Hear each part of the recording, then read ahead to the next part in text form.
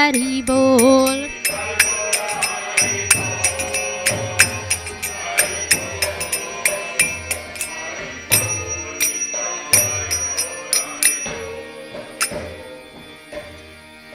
Jai Om Vishnupad Paramahansa Parivracharya Asutrasat Sri Srimad His Divine Grace Abhay Chanarvinda Bhaktivedanta Swami Srila Prabhupada ki, ISKCON Founder Acharya Srila Prabhupada ki, Anant Koti Vaishnavrinda ki, Namacharya Srila Haridas Thakur ki, Prem se kaho Shri Krishna Chaitanya Prabhu Nityananda Shri Advaita Gadadhara Shri Vasadi Gaur Bhaktavrinda ki, Shri Shri Radha Krishna Gop Gopinath Shamkun Radha Kund Giri Govardhan ki, Vrindavan Dham ki, Mathura धाम की, नवदीप धाम की, श्री जगन्नाथ स्वामी की, यमुना माई की, श्रीमती तुलसी देवी की, सामवेद भक्त वृंद की, निताई गौर Premanandi. All glories to the assembled devotees. All glories to the assembled devotees. All glories to the assembled devotees. All glories to Shri Guru and Gauranga. Srila Prabhupada ki jai. Srila Gurudev ki jai.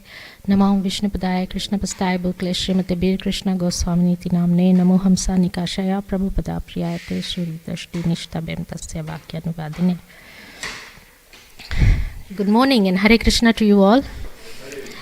Happy Nirjala Ekadashi to one of us and all of us. One and all of us. Welcome to this morning's Srimad Bhagavatam class brought to you live from Sri Radha Gopinath Temple, North Sydney, Australia.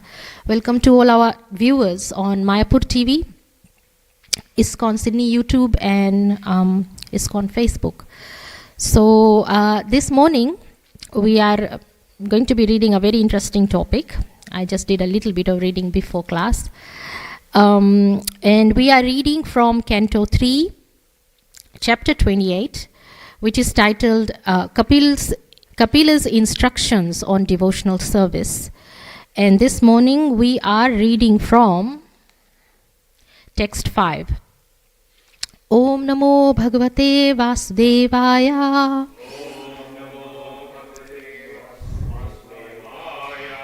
Om Namo Bhagavate Vasudevaya. Om Namo Bhagavate Vasudevaya. Narayanam Namaskrityam Naram Chaiva Narottamam Devam Saraswatim Vyasa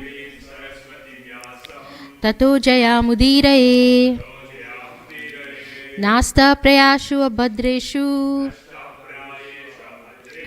Nityam Bhagavata Sevaya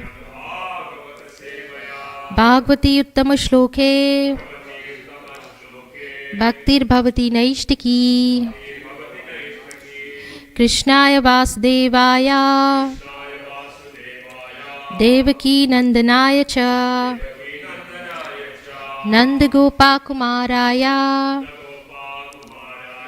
Govindaya Namo Namaha. Okay. Maunam Sad Asana Jaya Stairyam Prana Jayasanahi Pratiya Haras Chendriyanam Vishayan Mana Sahirdei Maunam Sadasana Jaya Stairyam Prana Jayasanai Pratya Haras Chendriyanam Vishayan Manasa Hridai Maunam Sadashana Jaya Stairyam Prana Jayashanai Pratya Haras Chendriyanam Vishayan Manasa Hridai.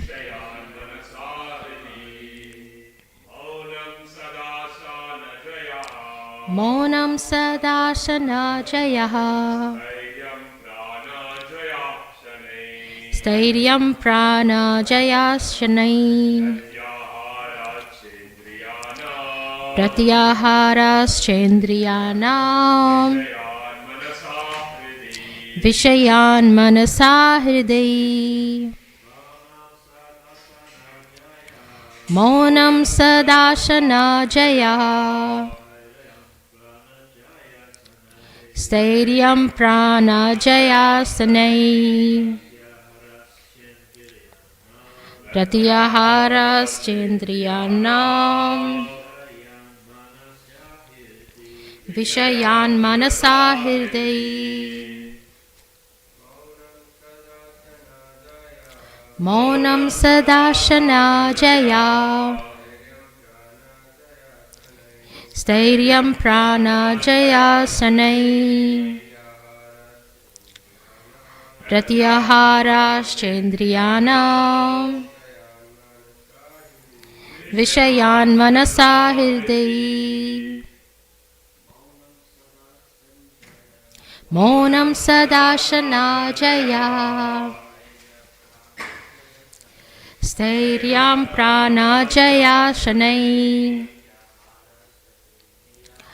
Pratyaharaschendriyanam. Vishayan manasa hriday. Maunam sadashana jaya. Stairyam prana jayashanai. Pratyaharaschendriyanam. Vishayan manasa hriday. Ladies, anyone? Okay. Maunam, silence. Sat, good. Asana, yogic. Postures. Jaya, controlling. Stairyam, steadiness. Prana jaya, controlling the vital air. Sanai, gradually. Pratyahara, withdrawal. Cha, and. Indriyanam, of the senses. Vishayat, from the sense objects. Manasa, with the mind. Hriday, on the heart. Okay, so we've got the translation and the purport by His Divine Grace A.C. Bhaktivedanta Swami Srila Prabhupada ki jai. So, the text we are reading, the shlok, the meaning of that is: one must observe silence, acquire steadiness by practicing different yogic postures, control the breathing of the vital air, withdraw the senses from sense objects, and thus concentrate the mind on the heart. So we can all repeat. One must observe silence, acquire steadiness by practicing different yogic postures, control the breathing of the vital air, withdraw the senses from sense objects, and thus concentrate the mind on the heart. So who's in the heart? Krishna. Yeah, that's what it's asking us to do. So, purport: the yogic practices in general and Hatha Yoga in particular are not ends in themselves. They are means to the end of attaining steadiness. So it is a bit of a facility for those who want steadiness is to practice this yoga. But it is not the ultimate goal. First, one must be able to sit properly. And you would have heard Prabhupada tell someone to sit properly during japa session, if you've heard the recordings. So first, one must be able to sit properly. And then the mind and attention will become steady enough for practicing yoga. Gradually, one must control the circulation of vital air, and with such control, he will be able to withdraw the senses from sense objects. So we're going to be talking a little bit further about what Prabhupada thinks. So this class I thought was special because I'm going to be reading to you or sharing to you directly what Prabhupada told his disciples on this particular subject. It is not a long purport, or not long, but it is still very useful for all of us. So continuing from there, in the previous verse, it is stated that one must observe celibacy. The most important aspect of sense control is controlling sex life. That is called brahmacharya. By practicing the different sitting postures and controlling the vital air, one can control and restrain the senses from unrestricted sense enjoyment. So Mangal Charan. Om Jnana Timirandasya Jnananjana Shalakaya Chakshurunmultamyena Tasmai Shri Guruve Namaha. Shri Chaitanya Manovistam Stapitam Yena Bhutale Swayam Rupa Kadamayam Dadati Swa Padantikam. Vande Ham Shri Gurum Shri Yutapada Kamalam Shri Gurum Vaishnavamscha Shri Rupam Sagrajatam Sahagana Raghunathan Vitam Tam Sajivam Sadvaitam Savadutam Parijana Sahitam Krishna Chaitanya Devam Shri Radha Krishna Padan Sahagana Lalita Shri Vishakhan Vitamscha. He Krishna Karuna Sindhu Deen Bandhu Jagatpate Gopesha Gopika Kanta Radha Kanta Namastute Tapta Kanchana Gorangi Radhe Vrindavanishwari Vrishabhanu Sute Devi Pranamami Hari Priye Vanchakalpa Trubhascha Kripa Sindhu Vaevacha Patitanam Pavanebhyo Vaishnavebhyo Namo Namaha. Jai Shri Krishna Chaitanya Prabhu Nityananda Shri Advaita Gadadhara Srivasadi Gaur Bhakta Vrinda. Hare Krishna Krishna Krishna Hare Hare Hare Rama Rama Rama Hare Hare. So this is a very sensitive topic for some, but really it is a very essential point because Prabhupada, later on when I read, you will understand or see that you cannot be Krishna conscious without controlling the sense objects or senses. In other words, Krishna consciousness goes hand in hand with controlling the senses. So you cannot be a devotee without controlling the senses. So it is a very important aspect for all of us, every one of us. So I thought I'll read to you what Prabhupada was explaining to his well-wishers and disciples. So this one is a lecture on Bhagavad Gita 2.2 in Hyderabad on November 26, 1972. And somebody asked Prabhupada, what does it mean, sense control, to engage in the service of Krishna? And the devotee asked, what are the senses and how to control the things to be done? So the devotee is asking, what are the senses? He doesn't know what the senses are. And so what is there to control?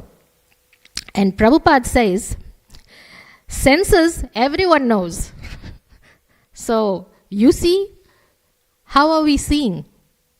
Through the sense of the eyes. These are senses, sense organs. You can touch with the hand. These are sense organs, the eyes, the hands. You can hear about some knowledge. That is the sense organ, the ears. You can taste one fruit, understand? These are the senses. He says, is it very difficult to understand? He's asking his disciple or the devotee, is it very difficult to understand what your senses are? These are things that you use to touch, hear, feel, and see. These are the 5 senses for acquiring knowledge and 5 senses for working. These are the senses. So he explains what the senses are. Then the devotee says, well, how to control them? And what are the things to be done? So these are some questions we ask when we are originally trying to be devotees. When we become devotees, we have some idea. But then again, we have issues at that time too. Many times when we are preaching, then we come across these very gentle questions. Mataji, I like coffee or I like tea. How can I leave that? So we all have some perks somewhere, when you examine your senses.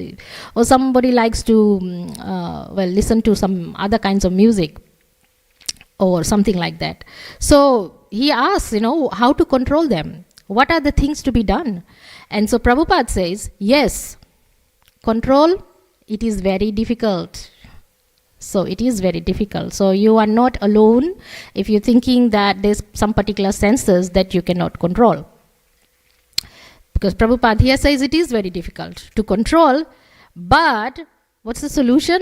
But if you put it under the control of the Supreme, it will be controlled. Who's the Supreme? Lord Krishna. So this is Prabhupada's answer. If you put it under the control of the Supreme, it will be controlled. So here he says, you want to see a very beautiful thing? Because there are very beautiful things outside. Maya is supposed to be very beautiful.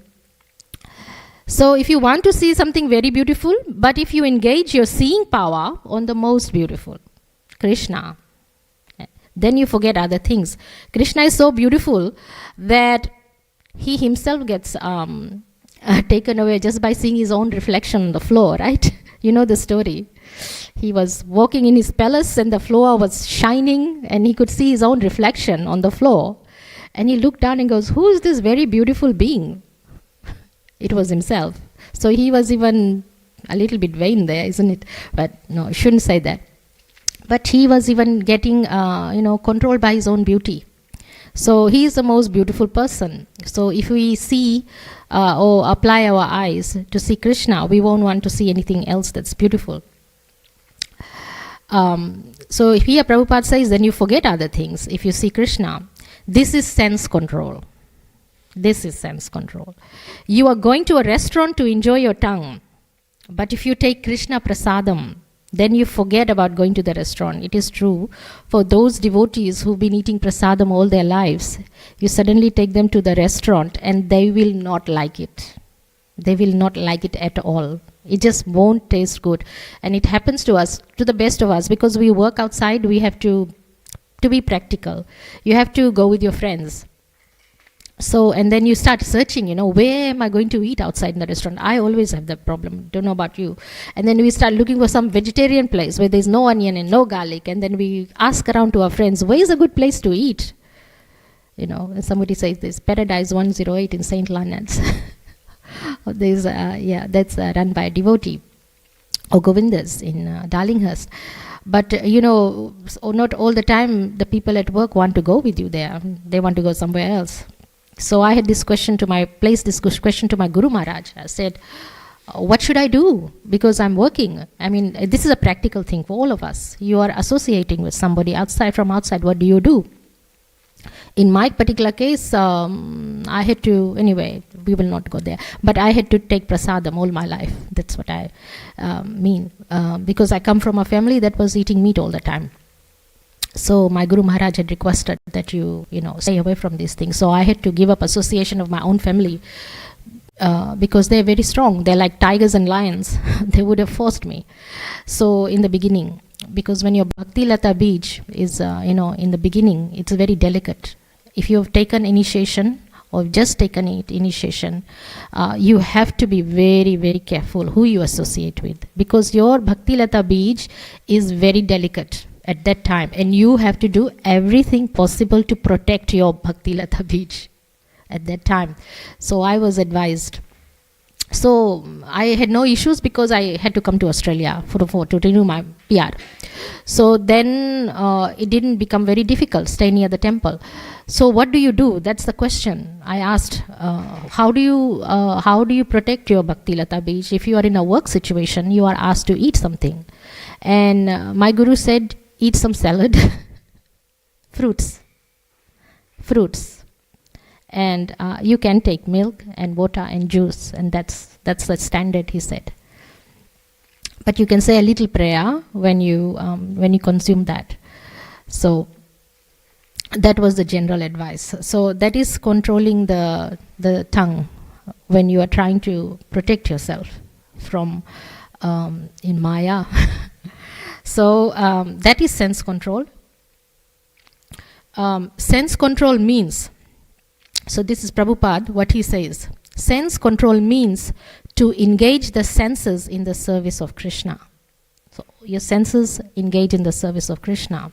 So you hear Kirtan, you see beautiful Krishna, you taste with your tongue beautiful prasadam. What do you touch? Well, your hand should touch prasadam plates, cleaning, service, in service of Krishna, arti, whatever. Your actions should be connected to Krishna. So, he quotes this, Rishikena, Rishikesha, Sevanam Bhaktir Uchyate. That's from Chaitanya Charimrita, Madhya Lila, 19.170. Simply, we have to purify the senses. The senses must be there, otherwise, I'm not a living being.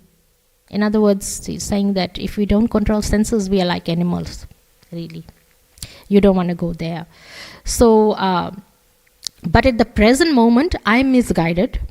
I'm using my senses for other purpose than Krishna's. Therefore, I cannot control. But as soon as you apply your senses for satisfying Krishna, then they are controlled automatically. So this is about sense control. There was another lecture. This is a very interesting one. So somebody says that sense control means to use. Also, this is another important question that many of us say. Sense control means to use to stop the action of the senses. In other words, sense control means just totally stopping the senses. Can we just totally stop it? Somebody asked. And Prabhupada says, no. Senses, action of the senses cannot be stopped. So you cannot stop the senses. It cannot be stopped. Simply, it has to be purified. In other words, let it go, but it has to be purified. The action of senses has to be purified. That is the whole process. So you cannot stop the senses. And so in his lecture in New York, April 27, 1966, Prabhupada said, what are the shackles of this prison life? The shackles of prison life, just like an ordinary prison. Actually, he went to Delhi prison. Did you know? Prabhupada used to go to Delhi prison, Delhi in India, to give classes to the prisoners there. So that was Prabhupada preaching to some of the prisoners. Just imagine how lucky those prisoners were, because they got directly preached by Prabhupada. It's probably worth going to the prison just to be there for Prabhupada to preach to you. So Prabhupada says here, of course, I do not know what the case here is in prison life, because this is New York. He doesn't know what the prison is like in New York. But he says in India, in New Delhi, he knows. He was invited to give some good lessons to the prisoners. So I have seen so many prisoners, he says. They were shackled with iron chains. Apparently in India, they shackled you with iron chains if you are a prisoner there in India. Iron chains. So he says, just like that, we are also chained up here. And what is the chain? That is our sense enjoyment. So we are kind of bound by our sense enjoyment, like, I don't know if somebody likes to eat halwa. They're addicted to halwa or something like that. Then you are controlled by halwa. You are not controlling the tongue, but the halwa is controlling you. So he says, yes, we are chained in this material world by sense enjoyment. That's all. So if you want to cut that prison life, then the first symptom will be to minimize the sense enjoyment or to regulate the sense enjoyment. In other words, eat halwa once a month, once a week. So regulate it. So he says, here the Lord says, Yada samharatare chayam kurmo navina sarvashaha. The example is given. Oh, this is the nice example. If you want to know how to withdraw your senses or regulate your senses, he says, this example is given by Prabhupada. He gives an example of a tortoise. A tortoise is like, what's a tortoise? It's like a turtle. Yeah, it's a tortoise. The tortoise is a bigger one. Turtle is the one that you find in the sea, and the tortoise is the one that can be on land as well as the sea, I think, water. But it's a bigger one, tortoise. So tortoise can close up. The example given is like the tortoise. The tortoise can close up, wind up his senses as he likes. So we've got to be something like that. That means he becomes the master of his senses. He's not like the servant of the senses. So I mean to say, in other words, the tortoise actually, if you touch the tortoise, he can withdraw his hands and legs and put it inside the shell. So we've got to master the art of withdrawal of the senses. Now, how do you do that? It's with practice. With practice. It doesn't come easily, but I will give you a tip that my guru gave me. I didn't ask the question on sense control, obviously, but how to control or not to be swayed by persuasion from other people. So that was my question that I had asked to my own spiritual master. You know, there are so many influences outside and people tell to do this, to do that. So your senses are there too, and your senses are telling do this, do that. So it's sort of running on the same lines. And I said to my spiritual master, well, how do I control that to avoid being controlled by someone, to avoid being persuaded by someone, you know? Because not everyone is strong, let's face it. Not everyone is strong enough. We can get persuaded very easily, and we can be controlled. And who can we be controlled by? Number one, the person who gives you money. That's what my spiritual master says. If you are taking money from someone, you are controlled by that person.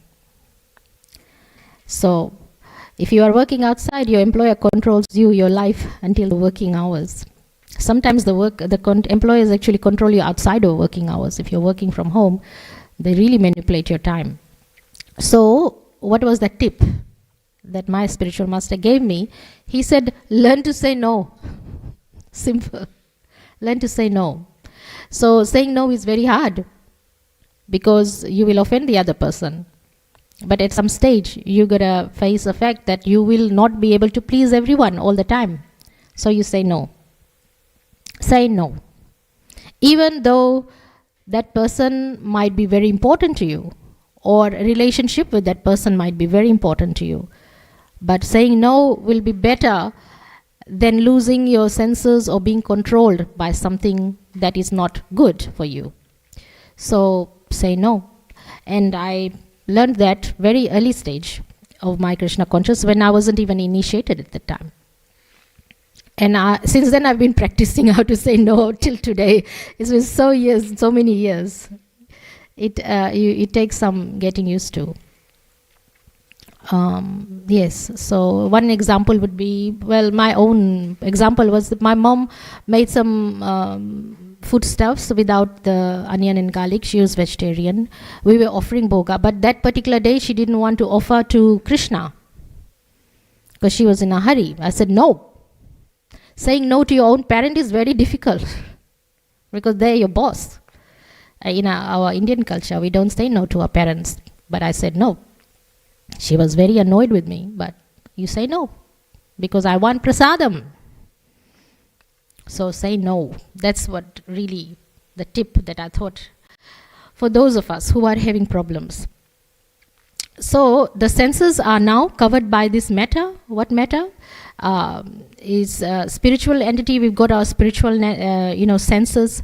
We are not senseless. Just like your coat is cut according to your hands. Because the coat is the jacket that you wear. Because the coat you see also has got a hand. But why coat has got a hand?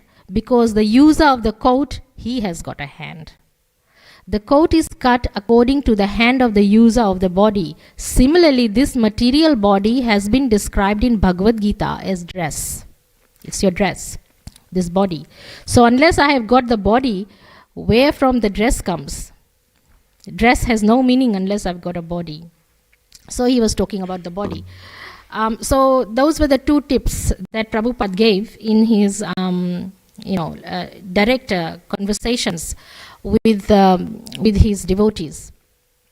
So next I am going to quote some of the things from good old Srimad Bhagavatam Gita, Srimad Bhagavatam, on what some other things we can do.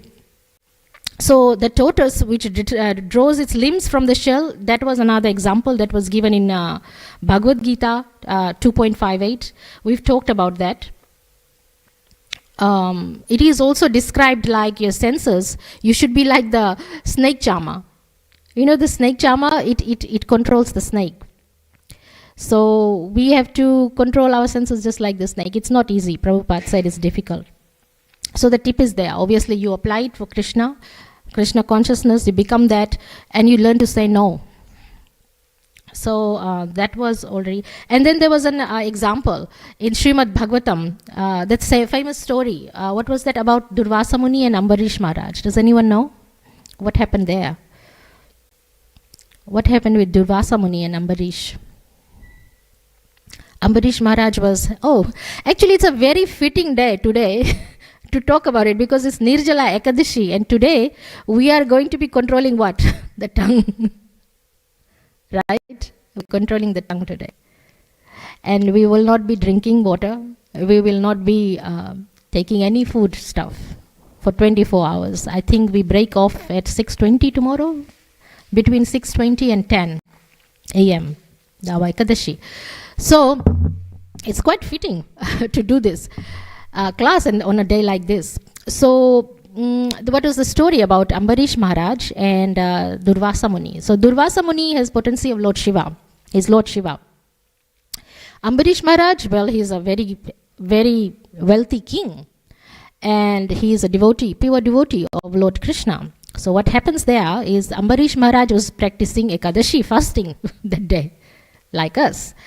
And who happens to come by? Durvasa Muni. Now Durvasa Muni is well known for his bad temper. And if you fall on the wrong side of Durvasa Muni, you are in big trouble. He will curse you.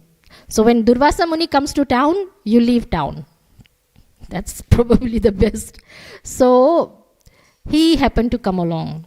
And Ambarish Maharaj was actually doing his fasting, but the time came for him to break the fast. So he was thinking, Durvasa Muni had gone to take his bath, so he'd come for prasadam.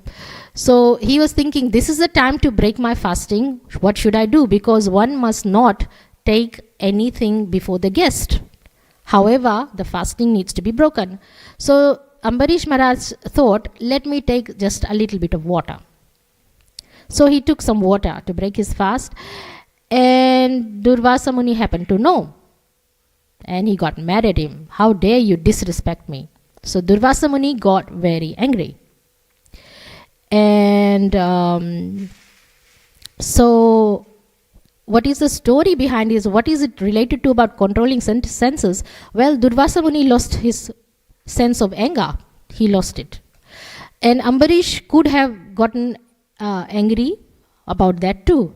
But Ambarish Maharaj didn't do that. He controlled his senses, he controlled his anger, basically he was doing his fasting. So he fixed his mind on the lotus feet of Lord Krishna. And he didn't get angry. So what's the verdict, the bottom line, the one that we are always interested in, the conclusion? Between the conflict of Durvasa Muni and Ambarish Maharaj, who won? Ambarish Maharaj won. And Durvasa Muni is Lord Krishna. Lord Shiva. Imagine winning over Lord Shiva. That's impossible.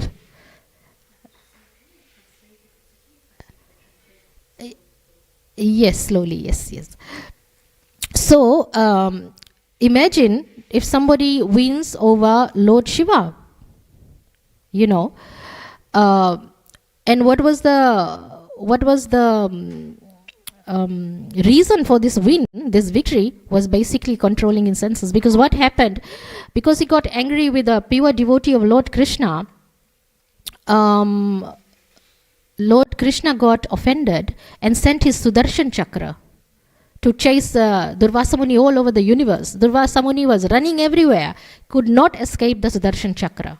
Sudarshan Chakra is very powerful, extremely. On the same topic, when we do our Narsimha Homas here, we also do simultaneously the Sudarshan Chakra Homa. Why? Because Sudarshan Chakra is responsible for protecting devotees from all kinds of negative energies and negative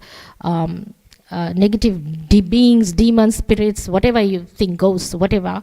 Sudarshan Chakra Homa is a very good one to protect you.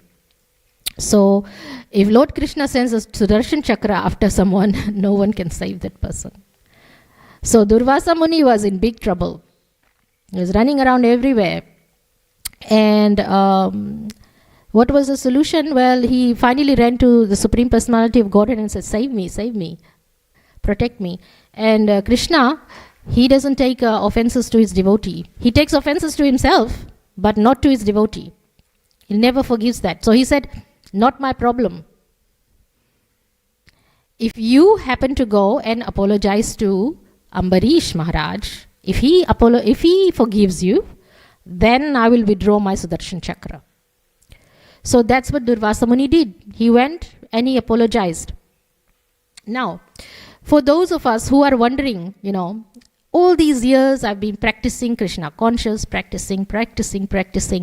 But like Sudarshan Chakra, something is after me. I'm not advancing in my spiritual life. I haven't done or I haven't achieved something. What is it? The major thing is do what Ambarish Maharaj did. First of all, control the senses. That's one thing. And then second thing is be forgiving. Just like if Durvasa Muni had offended, you have to forgive them. In fact, don't even take offense. So you have to be humble. You have to serve the devotees. Ambarish Maharaj then served Durvasa Muni. For even if he was offending him, he was gotten angry, in return he served Durvasa Muni. So it is a very good story to have on Nirjala Ekadashi for those of us who are practicing fasting. It's not all about fasting. It is not all about controlling the tongue and the senses. It's also about service to who? Service to Krishna and his devotees. Krishna and his devotees. It's about service. So how do you serve someone? Well, if somebody says, "Oh, Mataji, I need to learn this kirtan," I say, "Okay, I will teach you." That's service. Or if somebody comes and says, "I want to learn how to make a garland," okay, this is how you do it. So that's service to devotees. It doesn't cost you any money. It's just being nice. So that's about controlling senses and applying your senses to service of Vaishnavas.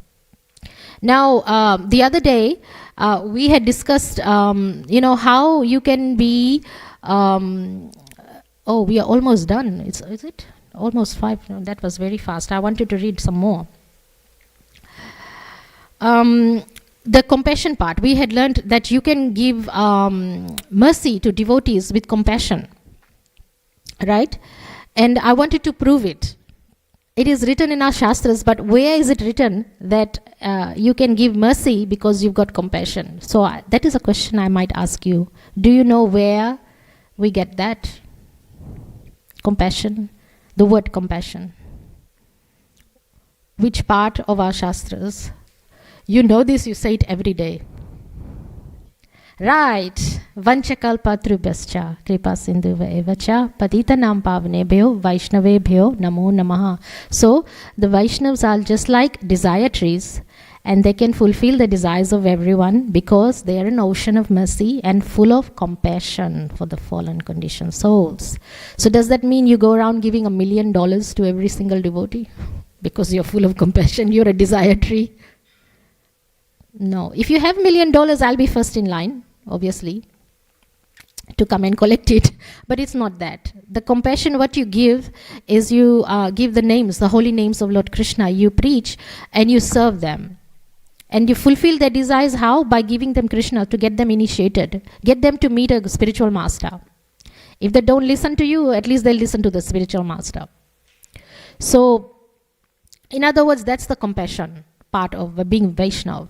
What do we have? We have bhakti, we have Krishna names, and so we preach. And if you want to know what is the best service is to preach to someone and turn them into a devotee. And if they are not advancing, if they are not progressing, it is because of certain adjustments that they have to make in their spiritual sadhana, maybe chanting without offenses, serving the Vaishnavas, basically controlling the senses. You don't go around offending Vaishnavas. So that might be a stop, a block that might be progress, hinder your progress. You don't deliberately go and hurt a devotee or something like that. So there is something else that I wanted to just read to you, because it was actually important. What is the most important senses to control, by the way? The tongue, yes. So you ask a diabetic person who has to avoid sugar, they're in a lot of problems because they want sweet all the time. So it says here, this is Srimad Bhagavatam, Canto 10.14 to 12. So in the translation, it says, although one may control or conquer all the other senses, as long as the tongue is not conquered, it cannot be said that one has controlled his senses. So if you happen to control all the other senses except the tongue, you are not the master of your senses. So it says here, however, if one is able to control the tongue, in other words, you can control your tongue and eat prasadam only, then one is understood to be in full control of the senses. Full control. In other words, devotees, we don't like to be with people who are eating meats and things like that, but also taking intoxication, alcohol and stuff. And if I'm with somebody who's taking alcohol, I will raise a Mahabharat, personally. Because you cannot take, association of somebody who's drinking alcohol. And it's probably not the best of ways, but I'd rather leave association of that person than to associate with them, unless they leave the alcohol. So I would really, really come down hard on such a person who's doing those things, taking meat and alcohol until they give it up, which is really bad. But otherwise, you have to leave association of that person. You just have to say no, goodbye. Why? Because you want to be with Krishna and you want to purify your own senses. If you can't purify your own senses, you cannot be a devotee. So you've got to be able to do that. And actually controlling of senses makes you a devotee. Otherwise, you are not devotee. If you are not devotee, you cannot be delivered. You cannot get mukti. You cannot be liberated. You cannot reach Godhead. That's one of the most important things, is to control your senses. So even though it might sound something really simple, it is actually very important. So I wish you all the best and good luck for your Nirjal Ekadashi. It is not just about, not taking water and food. It is about seriously focusing on your sadhana, on your bhakti, on how you are serving the Vaishnavas, not serving Krishna, but Vaishnavas, because serving Vaishnavas is serving Krishna. So what else can you do? It is a day that you focus on yourself and you try to, improve yourself. If you think there is some room for improvement, and let me tell you, yes, there is always room for improvement. Always room for improvement. And you can even, if you haven't taken initiation, get ready for it or prepare yourself for it. If you have offended someone, think about how to, apologize like Durvasa Muni. Ask for forgiveness. It is a day to read the Shastras, read the books. It is a day for chanting. So I'm trying to, I actually I was very lucky to be at a workplace where they know that I'm a Vaishnavi and they know I'm a Hare Krishna devotee. So I just said, it's a Nirjala Ekadashi, can I stay back so I can chant at home? And he said, yes. Great. So by Krishna's mercy, you will be given the time, place and arrangement. If you are sincere and faithful, Krishna will help you to advance. It's a fact. Krishna says in the Bhagavad Gita that he preserves all that you have and he provides what you lack. So he gives you what you lack and he preserves what you have. So he said that it is in black and white. So if there's something there that you don't have for your bhakti, pray to Krishna sincerely, he will give you. It's a fact. Maybe Krishna is wanting me to say this because someone out there might be thinking that Krishna is not giving me what I need. But Krishna said there that he will provide what you lack and he will preserve what you have. So whatever issues one might be having, today is a very good to pray for that. Today is a very good day because whatever prayers we make magnifies so many million folds. The benefits of it. That's why you saw everybody in Mangal Aarti today. So whatever prayers you make will have a lot of effect today. Or you do your chanting, it has magnified benefits. It's not just about controlling the tongue. It's about service. It's about your sadhana. It's about improvement. It's about prayers to Krishna, your personal prayers. So all the best. Does anybody have any questions or comments? Yes, Prabhu. Thank you.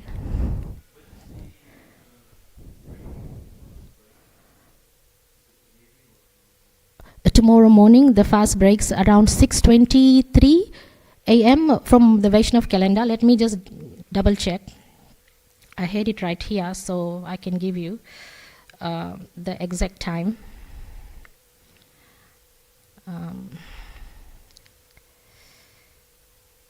Okay, so we break fast. Oh, because it's 31st, I've only got the today's, but I can actually look up the Vaishnav. I think it is 6:23 to 10 a.m. About 10 a.m. He's showing you the timing. Yeah, 6 something to 6:23 to 10 a.m. Today?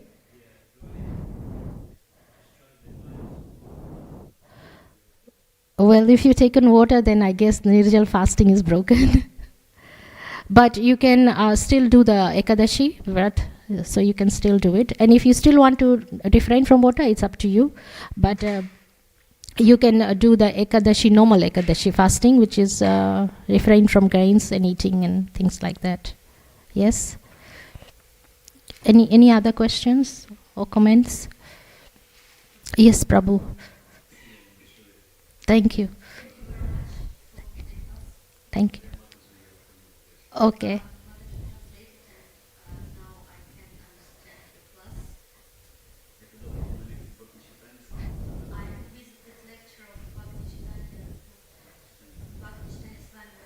Yes.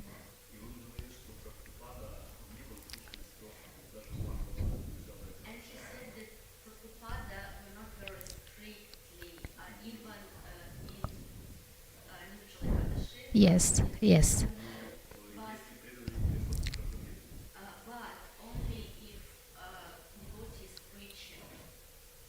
Correct. Correct.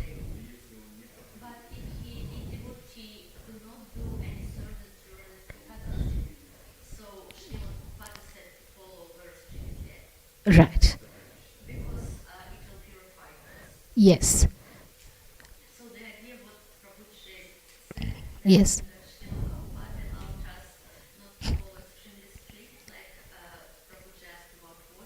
Yes. Yes.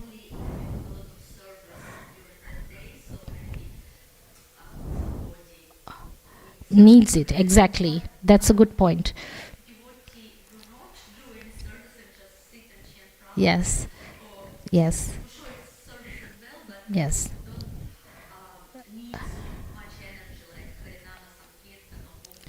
Yes.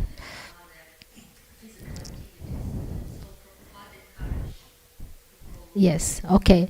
Let me say that out loud for those of us who want to know what the question or the comment was. The comment is that if someone is doing service, like a hard-on full service, like something physical, then Prabhupada is not so strict with Nirjal Ekadashi to observe it. They can drink water. If they are not doing anything strenuous or stressful, they need to follow Nirjal Ekadashi strictly. Now, like Prabhu has asked, I've already taken water. So for someone who has already taken water, obviously it's not Nirjal fasting, but it also depends, and as pointed out, exactly, if you are doing some strenuous work, that is why I took a day off work, because I'm going to be tired. So I withdrew from strenuous activities so I can do Nirjala Ekadashi. But in a general indication is that if someone is sick, unable to observe Nirjala Ekadashi, they should not. If physically they are exerted, they should not observe it.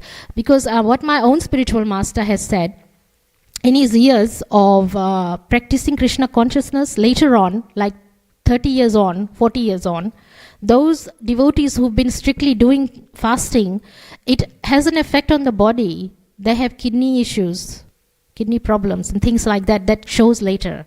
So if your health is not good, or if you are doing some extra strenuous work and you are dehydrated, obviously you should not be doing this Ekadashi. It is meant for those who can, really. So I'm still going at the moment, but I don't know in 10 years' time whether I'll be able to do Nirjala Ekadashi. If I can't do it, I won't. That is a general indication. It's a very good question for those of us who need guidance on Nirjala Ekadashi. If you cannot, for some reason, your health, or if you are lifting heavy things and you are doing physical labor, then you shouldn't put yourself to that risk. Yes, it's true. Any other comments? Yes, Prabhu. That is also right. That is also right. That is also right. Yeah, there is another point there. The Nirjala Ekadashi is for those of us who have not performed the Ekadashis before. Maybe they haven't observed all the Ekadashis or broken. Then Nirjal will be a good one to counteract that one. Lots of devotees do that. I have also broken a few Ekadashis, not a few, maybe one or two along the year, in this year, just simply because I accidentally put something in my mouth. Not deliberately, but accidentally. So Nirjal Ekadashi will negate that effect as well. Yes, so something to point out. If someone, because I think Bhim was not able to practice Ekadashi in the Mahabharata, Bhim, the Pandavas. So he was given this one particular day, because Bhim was like 1,000 elephants. He needed a lot of food. He's always eating. So he was given this special day to observe. Ekadashi is actually just to please Krishna. I want to point out something. My spiritual master had said we shouldn't dwell on the benefits of the Ekadashi too much. In other words, if you observe this Ekadashi, then this wish will be fulfilled. That wish will be fulfilled. We should not dwell on that. Ekadashi is just simply meant to please Krishna, because he is happy that we are performing austerities for devotional service, for a better devotional life, for our own spiritual advancement. So he said to focus on Krishna, on his lotus feet, and focus on the fact that we are trying to please Krishna, because Krishna is especially pleased if we observe Ekadashis. That's what it is. So that is really what a real devotee would do anything to please Krishna. And observing the fasting, that is one of them. It's to please Krishna, not to dwell on the fact that there are certain benefits, but for those of us who need purification, it is a good thing to do. It's a good day to make your prayers. Yeah. Okay, so thank you for listening. Srimad Bhagavatam Puran ki jai. Jai. Srila Gurudev ki jai.